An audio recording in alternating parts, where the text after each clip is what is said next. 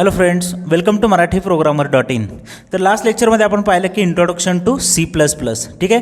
तर C++चा वापर करून आपण कशा पद्धतीचे ॲप्लिकेशन डेव्हलप करू शकतो.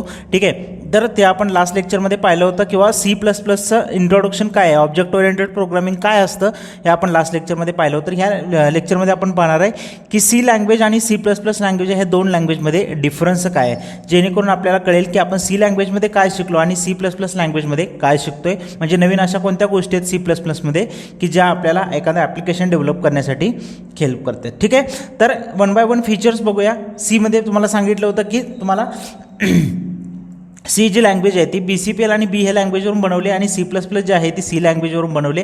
म्हणजेच काय तर C लँग्वेजचे जे काय फीचर्स आहेत ते सगळे आपल्याला याच्यामध्ये C++मध्ये बघायला भेटतील. म्हणूनच आपण काय म्हणतो C++ is a extended version of C. त्यामुळे C लँग्वेजमध्ये ज्या गोष्टी आपण इम्प्लिमेंट करू शकतो किंवा C लँग्वेजमध्ये जे फीचर्स आपल्याला होते, कन्सेप्ट्स होते, ते सगळे आपल्याला C++मध्ये बघायला भेटतील. फक्त एक्स्ट्रा ह्याच्यामध्ये काय आहे, ऑब्जेक्ट ओरिएंटेड आणि ह्याच्यासोबतच अजून कोणते कोणते एक्स्ट्रा गोष्टी आहेत आपल्याला C++मध्ये ते आपण वन बाय वन बघूया. ठीक आहे. तर पहिलं फीचर काय आहे, तर सीला आपण काय म्हटलं होतं, C is a procedure oriented programming language. काय म्हटलं होतं, C is a procedure oriented programming language. म्हणजेच काय तर सीमध्ये टॉप डाऊन अप्रोच फॉलो केला जातो आणि आपण जर काय कोड लिहितो C लँग्वेजमध्ये, ठीक आहे, तो वन बाय वन लाईन काय केले जातात, एक्झिक्यूट केले जातात. आणि C++ला आपण काय म्हणतो, ऑब्जेक्ट ओरिएंटेड प्रोग्रामिंग लँग्वेज. C++ला काय म्हणतो आपण, ऑब्जेक्ट ओरिएंटेड प्रोग्रामिंग लँग्वेज. म्हणजे क्लास आणि ऑब्जेक्टचा कन्सेप्ट वापरून आपण C++मध्ये कोडिंग करू शकतो. ठीक आहे. त्याच्यानंतर नेक्स्ट आहे की तुम्ही डेटा जो असतो तो लेस सिक्युअर असतो सीच्या बाबतीमध्ये. ठीक आहे. तुमचा जो डेटा असेल, डेटा जो प्रोसेस करता तुम्ही, तो लेस सिक्युअर असतो सीमध्ये. तेच जर आपण C++मध्ये बघितलं तर मोर सिक्युरिटी प्रोव्हाइड केलेलं आहे डेटाला. ठीक आहे. त्यामुळे आपण काय म्हणतो की मोर सिक्युअर डेटा, तुमचा जो डेटा आहे तो मोर सिक्युअर आहे आणि याच्यामध्ये लेस सिक्युअर आहे. ठीक आहे. त्याच्यानंतर नेक्स्ट आहे की C जे आहे, जे आत्ता सांगितलं तुम्हाला, काय करत जाते की टॉप डाऊन अप्रोच फॉलो करते.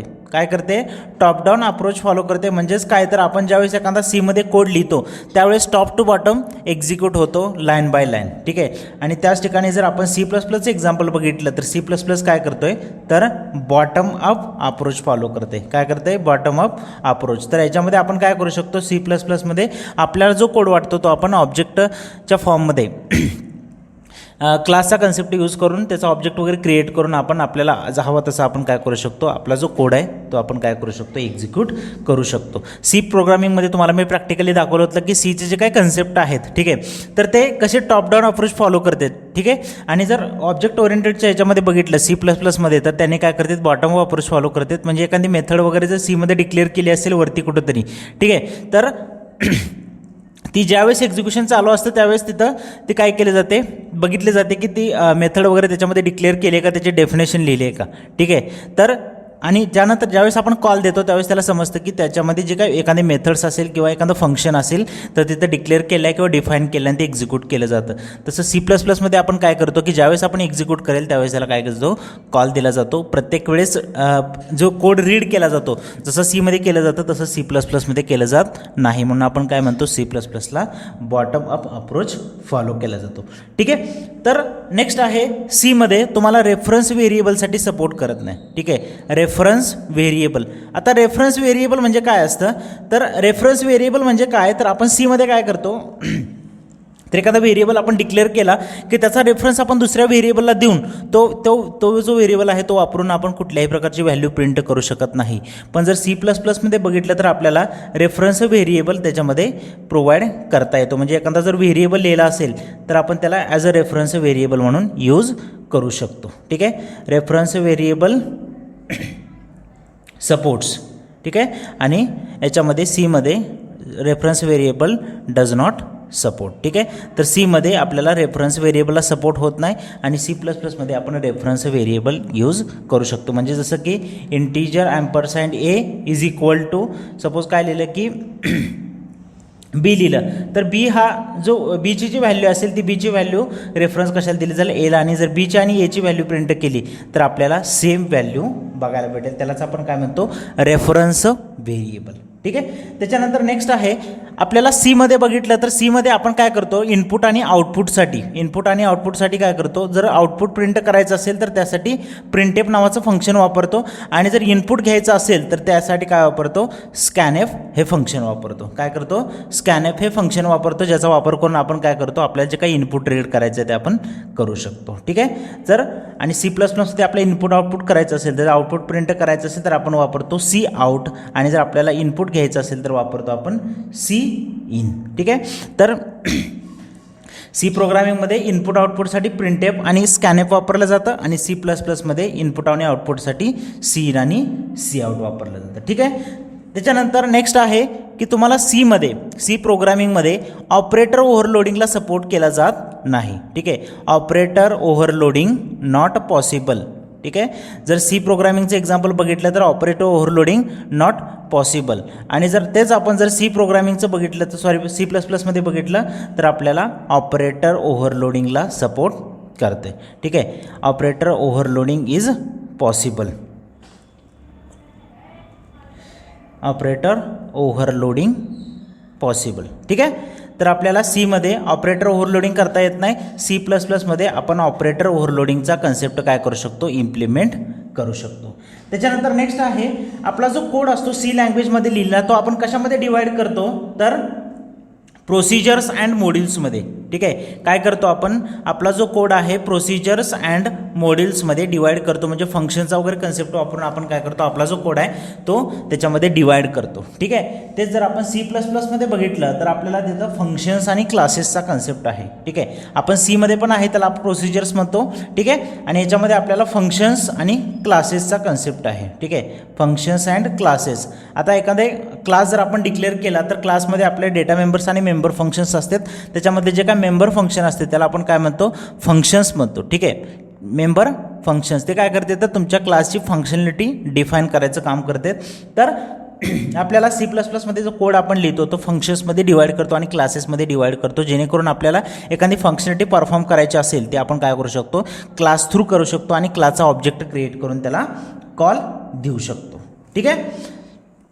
त्याच्यानंतर नेक्स्ट आहे की सी प्रोग्रामिंगमध्ये तुम्हाला एक्सेप्शन हँडलिंगचा जो कन्सेप्ट आहे तो पॉसिबल नाही आहे. ठीक आहे. सीमध्ये तुम्हाला एक्सेप्शन हँडलिंग करणं पॉसिबल नाही आहे. Exception handling not possible in C language. ठीक आहे. Exception handling not possible. पण जर आपण C++चं एक्झाम्पल बघितलं तर त्याच्यामध्ये आपण एक्सेप्शन हँडलिंग करू शकतो.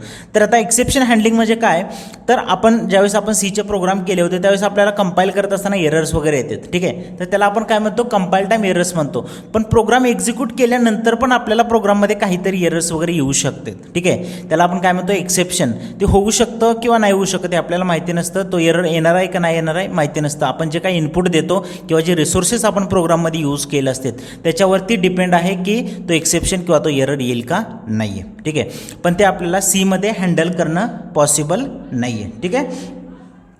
ते जर आपण C++मध्ये बघितलं त्यासाठी आपल्याला ट्राय कॅच ब्लॉक दिले त्याच्यामध्ये, ज्याचा वापर करून आपण काय करू शकतो, एक्सेप्शन हँडलिंग करू शकतो. ठीक आहे. तुम्हाला जे एक्सेप्शन रन टाईमला येणारे एक्सेप्शन जर हँडल करायचे असतील तर ते आपल्याला कशामध्ये पॉसिबल आहे, C++मध्ये. ठीक आहे. Exception handling is possible. ठीक आहे. आणि त्याच्यानंतर लास्ट आहे सी प्रोग्रामिंगमध्ये तुम्हाला इनहेरिटन्सला सपोर्ट केला जात नाही.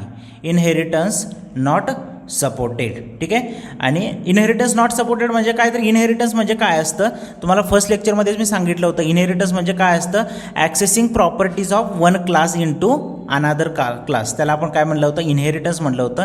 जे की आपल्याला सीमध्ये क्लासचा कन्सेप्ट नाही आहे त्यामुळे आपण सीमध्ये इनहेरिटन्स इम्प्लिमेंट करू शकत नाही. ते जर आपण बघितलं C++मध्ये तर आपण C++मध्ये C++ is a object oriented programming language. ठीक आहे. C++ is a object oriented programming language म्हणजेच आपण त्याच्यामध्ये काय करू शकतो, तर जे काय आपले फीचर्स आहेत ऑब्जेक्ट ओरिएंटेड प्रोग्रामिंगचे इम्प्लिमेंट करू शकतो. त्याच्यापैकी एक फीचर आहे इनहेरिटन्सचं, ते आपण इम्प्लिमेंट करू शकतो. ठीक आहे. त्याच्यामुळे आपण काय म्हणतो, इनहेरिटन्स सपोर्टेड इन C++. ठीक आहे. तर हे आहेत difference between C and C++.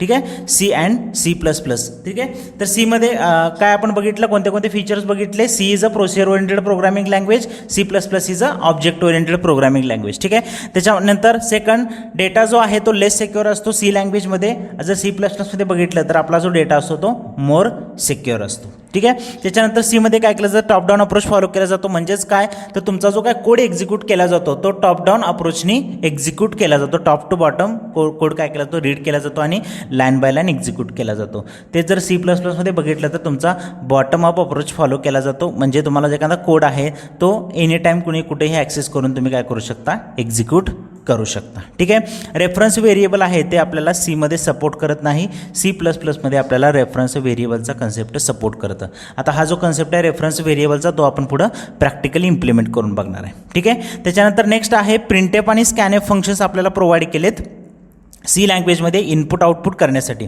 ठीक आहे, आपल्याला इनपुट आउटपुट प्रोसेससाठी स्कॅनएफ आणि प्रिंटएफ हे दोन फंक्शन आपण वापरतो. ते जर आपल्याला सी प्लस प्लसमध्ये बघायचं झालं तर सी प्लस प्लसमध्ये आपण काय वापरतो, सी इन आणि सी आउट. आउटपुट काय तर प्रिंट करायचं असेल तर सी आउट वापरतो आणि जर काहीतरी इनपुट घ्यायचं असेल तर सी इन वापरतो. ठीक आहे, त्याच्यानंतर नेक्स्ट आहे ऑपरेटर ओव्हरलोडिंगला सीमध्ये सपोर्ट करत नाही आणि सी प्लस प्लसमध्ये आपण ऑपरेटर ओव्हरलोडिंग करू शकतो. आता ऑपरेटर म्हणजे काय, आपलं प्लस असेल मायनस असेल. ठीक आहे, हे जे काय तर ऑपरेटर्स आहेत, तर आपल्याला ऑपरेटर ओव्हरलोडिंग करणं सीमध्ये पॉसिबल नाही. आपण सी प्लस प्लसमध्ये ऑपरेटर ओव्हरलोडिंग करू शकतो. ठीक आहे, ओव्हरलोडिंग म्हणजे काय असतं की एक सेम जो ऑपरेटर असेल किंवा सेम नेम असेल ते आपण काय करतो, ओव्हरलोड करतो, मल्टिपल टाइम्स यूज करतो. तो कन्सेप्ट आपल्याला सीमध्ये पॉसिबल नाही आहे. ठीक आहे, आपला जो सीचा प्रोग्राम असतो तो प्रोसिजर्स अँड मॉड्यूल्समध्ये डिवाइड केलेला असतो आणि सी प्लस प्लसचा जो कोड असतो तो आपला काय केला असतो, फंक्शन्स आणि क्लासेसमध्ये डिवाइड केलेला असतो. त्याच्यानंतर सीमध्ये आपल्याला एक्सेप्शन हँडलिंग पॉसिबल नाही आहे. म्हणजे रन टाईमला येणारे प्रॉब्लेम जे आहे ते आपल्याला इझिली त्याच्यामध्ये आपण हँडल करू शकत नाही आहे. पण जर आपल्याला सी प्लस प्लसमध्ये बघितलं तर एक्सेप्शन हँडलिंगचा कन्सेप्ट आहे आणि त्याच्यामध्ये ट्राय कॅच ब्लॉक आहे. ठीक आहे, तर ट्रायमध्ये आपण काय करतो, जे काय आपल्याला प्रॉब्लेम्स येणार ते ट्रायमध्ये टाकतो आणि कॅचमध्ये काय करतो, जे काय एरर्स वगैरे आले ते आपण त्याच्यामध्ये कॅच करू शकतो, एक्सेप्शन्स कॅच करू शकतो. ठीक आहे, त्याच्यासाठी आपण एक्सेप्शन हँडलिंगचा कन्सेप्ट यूज करतो सी प्लस प्लसमध्ये. ठीक आहे, त्याच्यानंतर लास्ट आहे इनहेरिटन्स. आपल्याला सीमध्ये सपोर्ट नाही आहे. सी प्लस प्लसमध्ये आपण इनहेरिटन्सचा कन्सेप्ट वापरू शकतो. म्हणजेच ऑलरेडी डिफाईन केल्या ज्या काही प्रॉपर्टीज असतात किंवा ज्या फीचर्स असतात ऑलरेडी दुसऱ्या क्लासचे, पॅरेंट क्लासचे, ते आपण चाइल्ड क्लासमध्ये इम्प्लिमेंट करू शकतो. ठीक आहे, तर याला म्हणतो आपण इनहेरिटन्स. तर हे आहे difference between C and C plus plus. या व्हिडिओपुरतं एवढंच. हा व्हिडिओ जर आवडला असेल तर नक्की लाईक करा, शेअर करा आणि आपल्या मराठी प्रोग्रामर या यूट्यूब चॅनलला सबस्क्राईब करा. Thank you for watching this video.